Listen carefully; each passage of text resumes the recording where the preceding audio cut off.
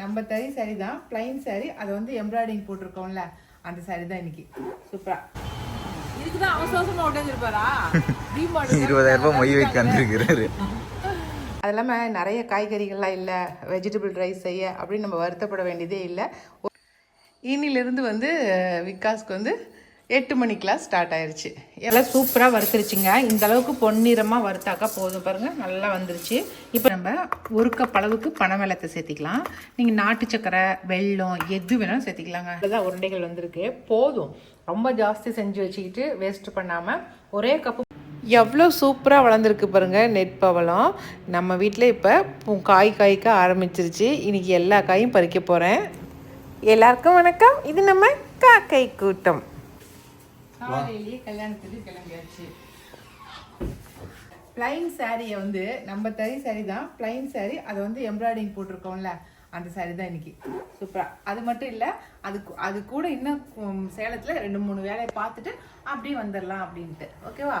இன்னைக்கு Sunday special Salem வந்து purchase தான்.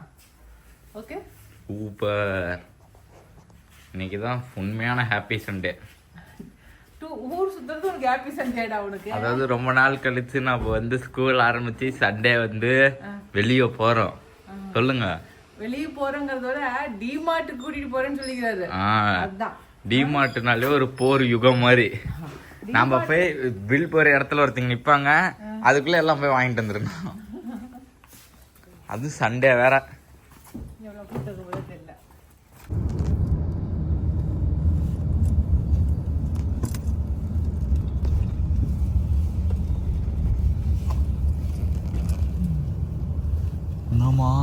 கூட்டம் எல்லாம் இருக்குது. இல்ல திறக்கலையா?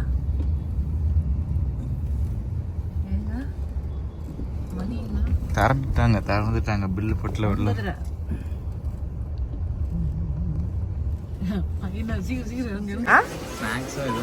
ஸ்நாக்ஸ்லாம் கண்டது எல்லாமே மளிகை சாமானமே.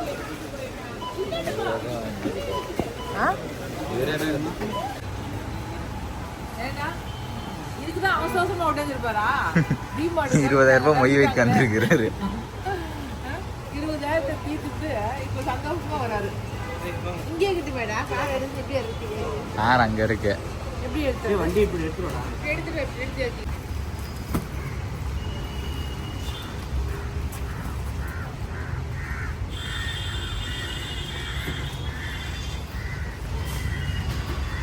அடுத்ததாக நான் போன இடம் வந்து கேலக்ஸிங்க.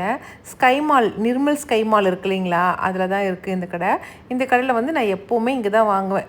ஏர் கிளிப்பாக இருக்கட்டும், ஸ்டிக்கர் போட்டால் இருக்கட்டும், பேங்கிள்ஸாக இருக்கட்டும், எது வாங்குறதா இருந்தாலும் இங்கே தான் போய் வாங்குவேன். அதனால் சரி இந்த பொண்ணுங்க வந்தால் கூட்டிகிட்டு போய் வாங்கலான்ட்டு இருந்தேன். ஆனால் அவளுங்க யாருமே வந்து வாங்குறதுக்கு வரல, வேலை இருக்குன்ட்டாளுங்க. அன்றைக்கி போனப்பயே போகலான்ட்டு இருந்தோம், போக முடியல எங்களால். அதனால் இன்றைக்கி போய் வாங்கிட்டு வரலாம் அப்படின்ட்டு போனேன். நான் மட்டும்தான் போனேன். போயிட்டு கொஞ்சம் பொட்டுங்க வாங்கினேன், அதுக்கப்புறம் 2 கிளிப்புங்க வாங்கினேன், கொஞ்சம் பொருட்கள் மட்டும் வாங்கினேன். அதுவே 1500 வந்துருச்சுங்க. எல்லாத்தையும் வாங்கிட்டு வந்துட்டேன். ஆனால் இன்ஸ்டாகிராமில் பார்த்தோமாக்கா சூப்பர் டிசைனில் பொட்டு விற்கிதுங்க. ஆனால் அந்த பொட்டுலாம் வந்து ஒரு அட்டையே வந்து 250 ரூபா 300 அந்த ரேட்டு சொல்கிறாங்க. ஆனால் பார்க்குறதுக்கு ரொம்ப சூப்பரான டிசைனில் இருக்குது. நல்லா வித்தியாசமாக வைக்கணும்னு நினச்சோமாக்கா அந்த மாதிரி பொட்டுங்க வாங்கி வைக்கலாம். ஆனால் வினிஷாவுக்கு தான் நான் அதில் ஸ்க்ரீன்ஷாட் எடுத்து அனுப்புவேன். அவெல்லாம் வைக்கிறதே இந்த மாதிரி குட்டி பொட்டுங்க தான் அவங்களாம் வைக்கிறாங்க. நான் தான் அந்த மாதிரி வைப்பேன். ஆனால் இப்போலாம் அது வைக்கிறதும் இல்லை. நான் சும்மா நார்மலான ஒரு சாதா பொட்டுங்களே வச்சுக்கிறது. சரி, அதனால தான் சாதா பொட்டுங்க தான், ரவுண்ட் பொட்டுங்க வாங்கினேன். கொஞ்சம் பட்டு சாரி கட்டினா வைக்கிற மாதிரி போட்டு காட்டேன், நாங்கள் வச்சுக்கிற மாதிரி. இதெல்லாம் வைக்கலாம் பட்டு சாரிக்கு.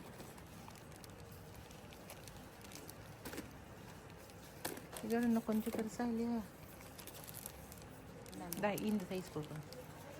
இது கொஞ்சம் பரவாயில்லையா இருக்குது. அவ்வளோதான்.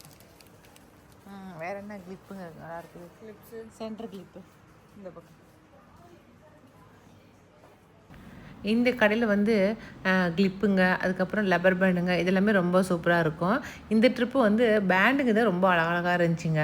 நல்லா யங்கல்ஸாக இருந்தால் இந்த மாதிரி பேண்டுங்க, காலேஜுக்கு போகிற பொண்ணுங்கள்லாம் இந்த மாதிரி பேண்டுங்க போட்டால் ரொம்ப அழகாக இருக்கும். பார்க்குறதுக்கு அவ்வளோ சூப்பராக இருந்துச்சு. இதெல்லாம் நான் வாங்கலைண்ணா, நாம் எங்கே போய் போட்டுட்டு போகிறது அப்படின்னு சொல்லிட்டு அதெல்லாம் பார்த்துட்டு அதுக்கப்புறம் கொஞ்சம் சென்ட்ரல் கிளிப்புங்க மட்டும் வாங்கினேன். ஒரு 2 கிளிப்பு வாங்கினேன், பார்க்கவே யூனிக்காக இருக்கட்டும் அப்படின்ட்டு. இதில் ஒரு 2 கிளிப்பு வாங்கினேன். அது மட்டும் வாங்கிட்டு அதுக்கப்புறம் நான் வந்துட்டேன். அவ்வளோதாங்க, வாங்க வேண்டியதெல்லாம் வாங்கியாச்சு. அதுக்கப்புறம் நாங்கள் மேச்சேரி கிளம்பி வந்துட்டோம். எங்களுக்கு வந்து சண்டே வந்து இப்படி தான் போணுச்சு. இந்த சண்டே வந்து எங்கள் விகாஸ் சொன்ன மாதிரி ரொம்ப ஜாலியாக நல்லா பர்ச்சேசிங்கோடு முடிஞ்சிருச்சு. இன்றைக்கி விகாஸ் தம்பிக்கு என்ன லஞ்சு செஞ்சுருக்கேன் அப்படின்னாக்கா, பீட்ரூட் சாதம், அதுக்கப்புறம் இந்த கல்யாண வீட்டு வாழைக்காய் பொரியல் சொல்லுவாங்க இல்லைங்களா, அந்த வாழைக்காய் பொரியல். இது ரொம்ப டேஸ்ட்டாக இருக்கும். அதுக்கப்புறம் அன்னாச்சி பழம் கூட. அதுக்கப்புறம் ஸ்நாக்ஸில் சும்மா ஒப்புட்டு செஞ்சோம். அது வந்து ஒரு 2 எடுத்து வச்சுருக்கேன், அவ்வளோதான். இந்த பீட்ரூட் சாதம் வந்து வெறும் பீட்ரூட் மட்டும், எந்த வெஜிடபிளும் போடாமல் ஒரே ஒரு பீட்ரூட் மட்டும் போட்டு சாதம் செஞ்சுருக்கேன். இந்த மாதிரி செஞ்சிங்கன்னா சாப்பிடும்போது இடையில அந்த பீட்ரூட் வந்து இனிப்பாக வந்து தட்டுப்படும் வாய்க்கு. அப்போ ரொம்ப நல்லாயிருக்கும். அது இல்லாமல் நிறைய காய்கறிகள்லாம் இல்லை, வெஜிடபிள் ரைஸ் செய்ய அப்படின்னு நம்ம வருத்தப்பட வேண்டியதே இல்லை. ஒரே ஒரு காய் மட்டும் இருந்தாலும் அந்த காயை மட்டும் போட்டு சாதம் செஞ்சுக்கலாம். எப்படிங்க? இதுதான் நான் இன்றைக்கி விகாஸ்க்கு வந்து லஞ்சாக இன்றைக்கி கொடுத்து விட்டுருக்குறேன். அதுக்கப்புறமேட்டு வந்து அவனை ஸ்கூலுக்கு அமுச்சு விட்டு நம்ம அடுத்த வேலையை பார்க்கலாம். ஓகே, இன்னிலிருந்து வந்து விகாஸ்க்கு வந்து 8 மணி கிளாஸ் ஸ்டார்ட் ஆயிடுச்சு. எப்பவும் போல் 7:20 இனிமேல் கிளம்பிடுவான். ஓகே, ரெகுலராக நம்ம 5 மணிக்கு எழுந்திரிச்சு சமைக்க ஆரம்பிச்சிட வேண்டியது தான். சீக்கிரம் சாப்பிட்டு கிளம்புங்க. இன்றைக்கி எதுவும் சுண்டல்லாம் ஊற வைக்காமே மறந்து போயிட்டேன்.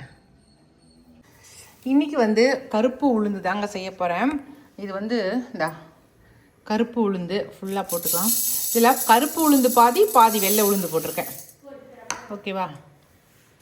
இது எதுக்குன்னா விகாஸ்க்கு இன்றைக்கி சாயந்தரம் வருவான் இல்லைங்களா, அதுக்கு ஒரு 4 உருண்டை பிடிச்சி வைக்கலாம் அப்படின்ட்டு.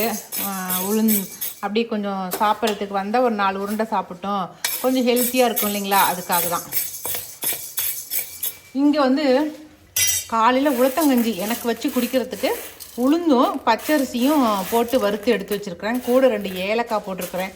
சுக்கு கூட தட்டி போடலாம் பாருங்கள், எடுத்து வச்சுருக்கேன். மிக்சியில் போட்டு நல்லா அரைச்சி எடுத்து வச்சுக்கலாம் அப்படின்னு எடுத்து வச்சுருக்கேன். ஏன்னா காலைல இப்போ ரொம்ப ட்ரை பண்ணி காலைல காஃபி குடிக்காமல் இருக்கிறேன்.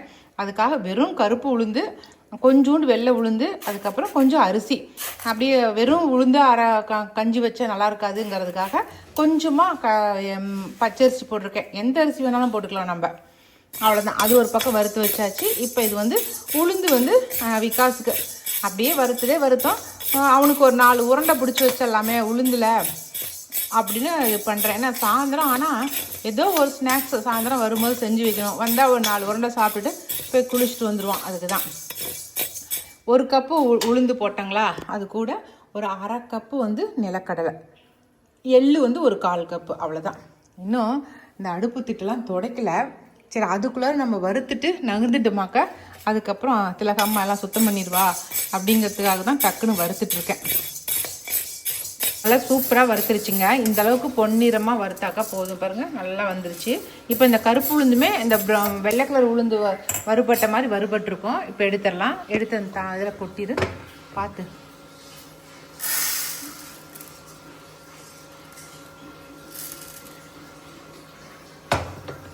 இப்போ வந்து வறுத்தது தான், வறுத்த நிலக்கடலை தான். அதனால் நம்ம சும்மா ஒரு சூடு மட்டும் படுத்திக்கலாம். நம்ம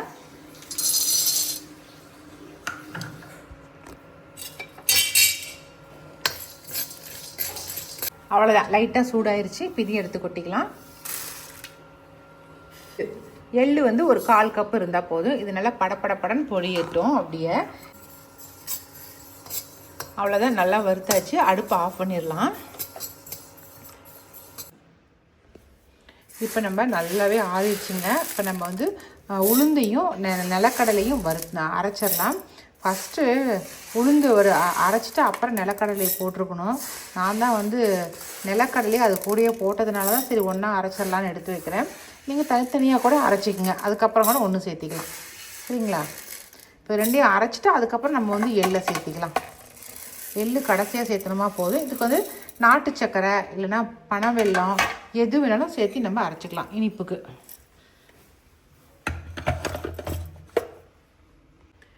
இது கூட ஒரே ஒரு ஏலக்காய், கொஞ்சமாக சுக்கு.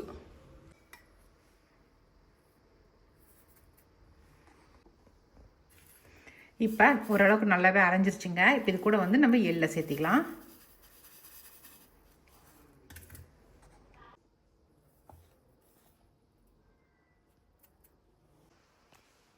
இப்போ இது கூடயே நம்ம 1 கப் அளவுக்கு பனவெல்லத்தை சேர்த்திக்கலாம்.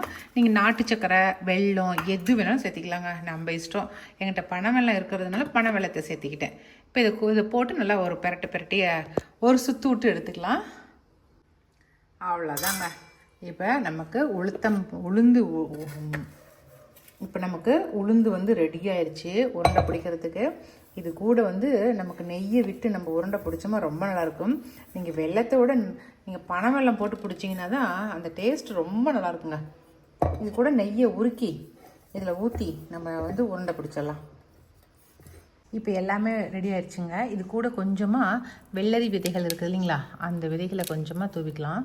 தூவுனா கொஞ்சம் நல்லாயிருக்கும் டேஸ்ட், அவ்வளோதான். இல்லை உங்களுக்கு முந்திரியோ பாதாமோ இந்த மாதிரி ஏதாவது அது மாதிரி ஏதாவது தூவுறதா இருந்தாலும் தூவிக்கலாம். பாருங்களேன், ஒரு நாளைக்கு ஒரு உருண்டை சாப்பிட்டாங்கன்னா கூட ரொம்ப சத்துங்க குழந்தைங்களுக்கு. அதுவும் பெண் பிள்ளைகளுக்கு கொடுக்கறது ரொம்ப நல்லது. எள்ளும் சத்து, உளுத்தம்பருப்பும் சத்து, நிலக்கடலையும் சத்து. அதனால் ரொம்ப நல்லது. இந்த மாதிரி செஞ்சு கொடுங்க. அவ்வளோதாங்க. உருண்டைகள் வந்து இவ்வளோதான் உருண்டைகள் வந்திருக்கு, போதும். ரொம்ப ஜாஸ்தி செஞ்சு வச்சுக்கிட்டு வேஸ்ட்டு பண்ணாமல் ஒரே கப்பு போட்டு செஞ்சிங்கன்னா ஒரு 2-3 நாளுக்குள்ளார தீந்துடும். எப்படி விகாஸ் எடுத்து சாப்பிட்டா ஒரு 3-4 உருண்டை சாப்பிடும் போது எடுத்து சாப்பிடுவாங்க. அது மாதிரி ஒரு 2 நாளில் சீக்கிரமாக தீந்துடும். அதனால் ஒரு ட்ரிப் நீங்களுமே செஞ்சு பாருங்கள், டேஸ்ட் எப்படி இருக்குன்னு சொல்லுங்கள். ஓகே. இவங்க வேலை செய்கிறத பார்க்கும்போது என்னமோ பைப்லாம் வச்சு வேலை செய்கிறாங்க, அப்போ வந்து ஷெட்டு தான் போடுறாங்க போல இருக்குது அப்படின்னு நினைப்பீங்க. இல்லைங்க, இந்த சோலார் போடுறோன்னு சொல்லியிருந்தேன் இல்லைங்களா, கரண்ட்டுக்கு. அதுக்கு தான் ஆட்கள் வந்து வேலைக்கு வந்திருக்காங்க. இது வந்து ஒரு 2 நாளாக இந்த ப்ராசஸ் போயிட்டுருக்கு. கட்டாயமாக நான் மேலே போய் நான் உங்களுக்கு காட்டுறேன். உண்மையாலுமே கரண்ட் பில்லு பயங்கரமாக ஏறிட்டே வருதுங்க எங்களுக்கு. அதனால தான் சோலார் போட்டுடலான்னு சொல்லிட்டு ஃபஸ்ட்டு ட்ரிப் கட்டும் போது 6000 ரூபாய் கட்டிகிட்டு இருந்தோம். அதுக்கப்புறமேட்டு அப்படியே 16000 வந்துச்சு, அப்படியே டபுள் ஆகி. இப்போ அது அப்படியே ட்ரிபிள் ஆகி 23000 வந்துருச்சு. அதனால தான் சோலார் போட ஆரம்பிச்சிட்டோம் நாங்கள். எனக்கு வந்து இந்த குண்டுமல்லிப்பூ வைக்கிறத விட செடி வைக்கிறத விட இந்த சன்னமல்லிப்பூ செடி வைக்கிறது பரவாயில்லன்னு நான் சொல்லுவேன். ஏன்னாக்கா இது வந்து ரொம்ப நாள் வந்து நமக்கு பூ கொடுத்துக்கிட்டே இருக்குங்க. ஆனால் குண்டுமல்லி அப்படி கிடையாது. அது வந்து அந்த சீசன் டைமில் மட்டும்தான், அந்த ஒரு 10 நாள், அந்த ஒரு 20 நாள் மட்டும்தான் அந்த குண்டுமல்லி பூ வந்து பூ கொடுக்கும். ஆனால் சன்னமல்லி அப்படி கிடையாது, ஒரு 3 மாதம் அளவில் நமக்கு தொடர்ந்து பூக்கள் கொடுத்துக்கிட்டே இருக்கும். அதனால தான் வந்து சன்னமல்லி பூ செடி வைக்கிறது. ஆனால் எனக்கு வந்து ஒரு பொண்ணு லக்ஷ்மின்னு சொல்லிட்டு மதுரையிலேருந்து எனக்கு வந்து குண்டுமல்லி செடி வந்து ஒரு 5 வெரைட்டி கொண்டு வந்து கொடுத்தாங்க. அந்த பொண்ணு கொடுத்ததுக்கு அப்புறம் தான் இப்போ எங்கள் வீட்டில் வந்து குண்டுமல்லி பூச்செடி வந்து நல்லா கொஞ்சம் பெருசாகிருச்சு. அது என்ன பூத்துட்டு தான் இருக்கு, கொஞ்சம் தான் பூக்குது அந்த பூவுமே, குண்டுமல்லி பூவு. ஆனால் சன்னமல்லி ஒன்று வச்சு அது பாருங்க பந்தல் போட்டு விட்டேன். அது தினமும் ஒரு முளை பூ தினமும் பூத்துருது. பொண்ணுங்க வந்து டெய்லியும் பறித்து எனக்கு வந்து கட்டி கொடுத்துருவாங்க. இப்போ இந்த பூ வந்து பூக்க ஆரம்பிச்சதுக்கு அப்புறம் தாங்க இப்போ நான் வந்து தினமுமே பூ வச்சுக்கிறேன். இதுக்கு முன்னாடிலாம் வந்து பூத்தாலுமே நான் பறித்து வைக்கவே மாட்டேன். அது அப்படியே செடியிலேயே பூத்து கிடக்கும், அப்படியே தான் கிடக்கும். பறித்து வைக்கிறதுக்கு சலுப்பட்டுக்குவேன்.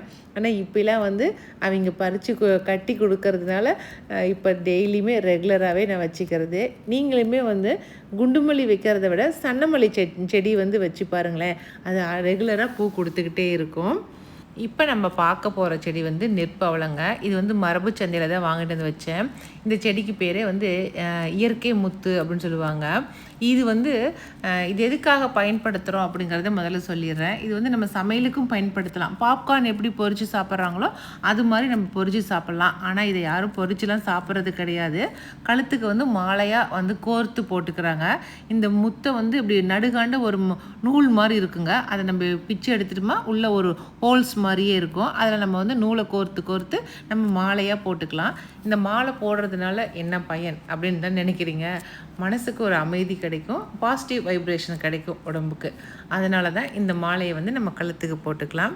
அதனால் இது இருக்கிற இடத்துலையே அதை சுற்றி நமக்கு ஒரு பாசிட்டிவ் எனர்ஜி, பாசிட்டிவான ஒரு வைப்ரேஷன் நம்ம வீட்டை சுற்றியே இருக்கும் அப்படின்னு சொல்லுவாங்க. அதுக்கு தான் இந்த செடி நம்ம வளர்த்துறது.